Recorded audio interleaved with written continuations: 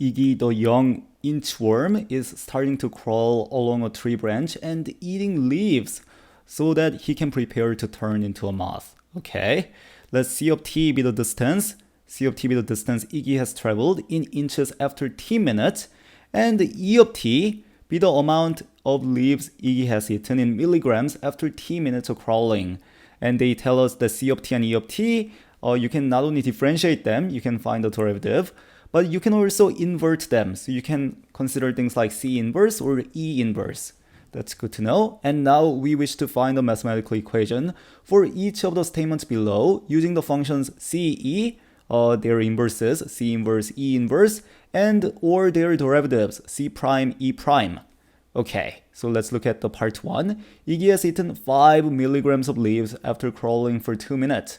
Well, before I really try answering this question, I think it's good to take a moment to actually make sure we understand what are the inputs of C and what are the outputs of E.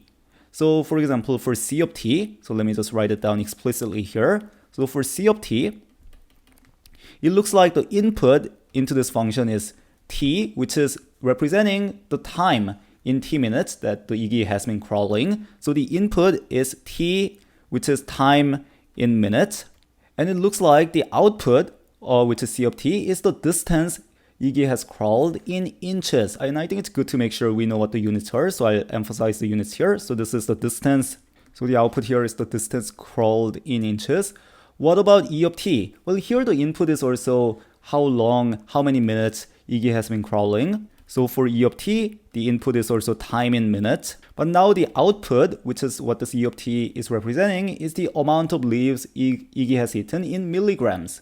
So let me write that down. So having this information, let's look at part 1 one more time. So they're telling us Iggy has eaten 5 milligrams of leaves after crawling for 2 minutes. Well, which function has anything to do with eating 5 milligrams of leaves? Well, it looks like E of t. This gives you amount of leaves eaten in milligrams.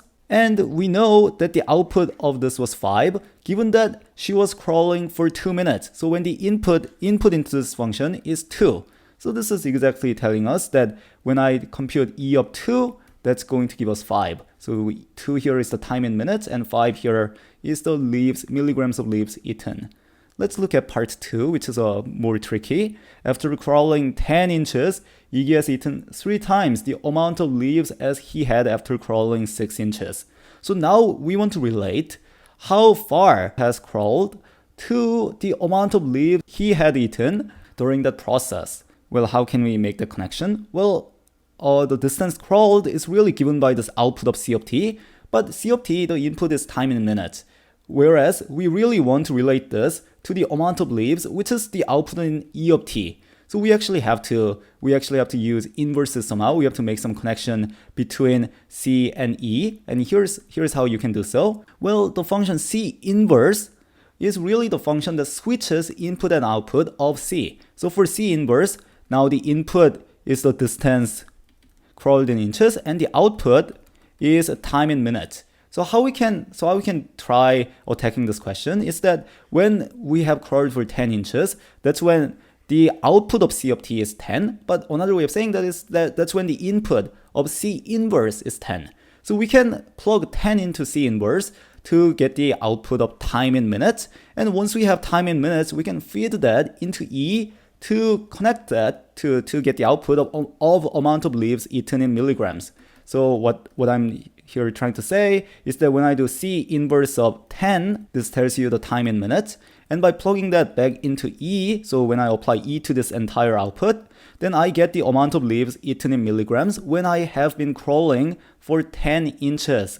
So what do we want? We want this thing to be 3 times. We want this thing to be 3 times the analogous quantity when he has been crawling for 6 inches instead. So when you're crawling for 6 inches, you'd plug it into C inverse, go 3 again. That's going to give you amount of leaves, the exact same process. So this would be 3 times E of C inverse of 6. So this is the expression we want. Let's take a look at part 3. After 3 minutes of crawling, Iggy's instantaneous velocity is 14 inches per minute. Well, what does instantaneous velocity tell us?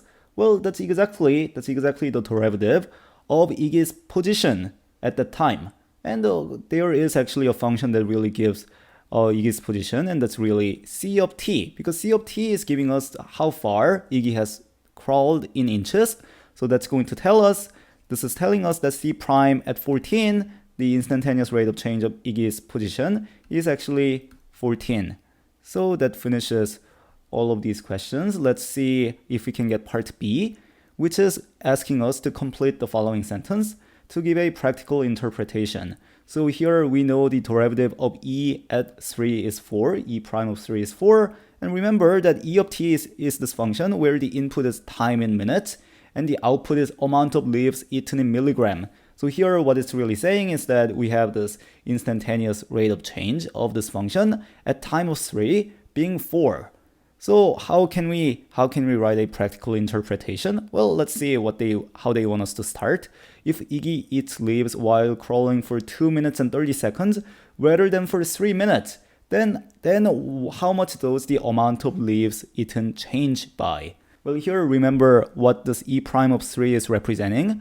So we have some graph, so I'm not quite sure what it looks like, but maybe this is a graph of E of t as the time goes by. So maybe this is a t-axis, and maybe this is the output axis, and the graph looks something like this. And we know when t is 3, so we know when time is 3 minutes, we have this nice tangent line. And we know since the slope of this tangent line is 4, since E prime of 3 is 4, the slope of this purple line is exactly 4. And what is the problem telling us? Well, instead of t equals to 3, now we're considering t equals to 2.5.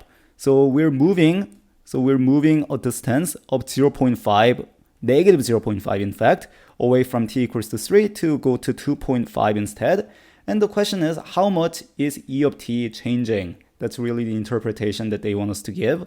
And to see how much E of t is changing, well, because E of t is being approximated by tangent line near this point, we really can approximate change of E of t for change in time of negative 0.5 by looking at how much the tangent line changes. And for the tangent line, the change in output over change in input, you might have heard it as like change in y over change in x, is 4. The input is changing by negative 0.5, so the corresponding output here is really changing by 4 times negative 0.5, so we are going down. We're going down by negative 2 in the tangent line. And this is really approximating how far you're going down on the actual curve of E of t. To summarize this entire discussion, what we really have is that this 4 is giving us the slope of the tangent line. We know change in input here in our discussion from this 3 is negative 0.5. So that's telling us that the function should go down by approximately 4 times negative 0.5 or negative 2.